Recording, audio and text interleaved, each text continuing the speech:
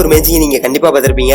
ஒரு கத்தி வந்து பாத்தீங்கன்னா வாய் வழியா உடம்புக்குள்ள இறக்குவாங்க. இந்த ஒரு மேஜிக் பின்னாடி இருக்கக்கூடிய சீக்கிரட்டை பத்தி தான் இந்த வீடியோல பார்க்க போறோம். இந்த மேஜிக் பாத்தீங்கன்னா 2 மெத்தட்ல செய்ய முடியும். ஒன்னு வந்து பாத்தீங்கன்னா நேச்சுரலாவே கத்திய வாய் வழியா உடம்புக்குள்ள இறக்குறது. இது எப்படி பண்றாங்க அப்படின்னு பாத்தீங்கன்னா, பொதுவாவே நம்ம தலைய மேல் நோக்கி உயர்த்தணும் அப்படின்னா நம்ம வாய்க்கும் வயிற்றுக்கும் இருக்கக்கூடிய உணவு பாதை பாத்தீங்கன்னா ஸ்ட்ரைட்டாவே இருக்கும். இது வழியா தான் கத்திய உள்ளுக்கு இறக்குவாங்க. பட் இந்த ஒரு விஷயத்தை நீங்க கண்டிப்பா வீட்டுல ட்ரை பண்ணாதீங்க. இதை நல்லா பிராக்டிஸ் பண்ணவங்க மட்டும் தான் செய்வாங்க.